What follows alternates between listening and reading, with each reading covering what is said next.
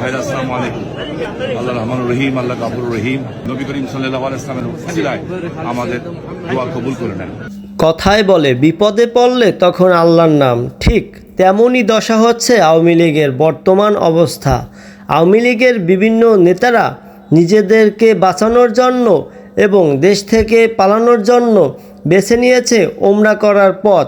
তেমনি পথ বেছে নিল শামীম ওসমান, যিনি সবসময় বলতেন বাংলার মানুষ খেলা হবে। রাসূল পাক সাল্লাল্লাহু আলাইহি ওয়াসাল্লামের রওজা মুবারকে আছি, রিয়াজুল জান্নাতে। দোয়া করেছি আল্লাহর কাছে পৃথিবীর মুসলমানদের জন্য, মুসলিম মুমিনাতের জন্য দোয়া করেছি আমার নারায়ণগঞ্জবাসীর জন্য, বিজির ওসিলায় দোয়া করেছি বাংলাদেশের প্রত্যেকটা মানুষের জন্য।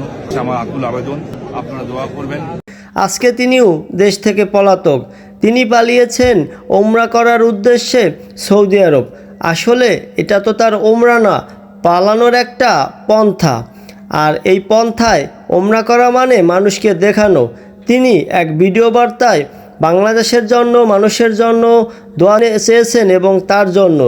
আর তিনি যেভাবে কথাবার্তা বলেছেন, মনে হচ্ছে তার মতো হুজুর বাংলায় আর একজনও নেই। কোঠা আন্দোলনের সময় দেখা গেছে শামীম ওসমান এবং তার ছেলে, তার ভাগিনা সহ তার দলের অনেক নেতারা মিলে রাস্তায় ছাত্রদের উপর একের পর এক গুলি চালাচ্ছে ভারী অস্ত্র দিয়ে।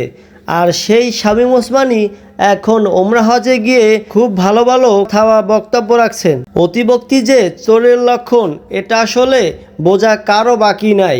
শামীম ওসমানের গুন্ডামি এবং তার ক্ষমতার অপব্যবহারে নারায়ণগঞ্জের মানুষ অতিষ্ঠ হয়ে গেছিল। কোঠা আন্দোলনের সাথে সাথে 5 তারিখ সেই চাপ থেকে নারায়ণগঞ্জের মানুষ, ব্যবসায়ীরা, সাধারণ মানুষ সবাই মুক্তি পেয়েছে।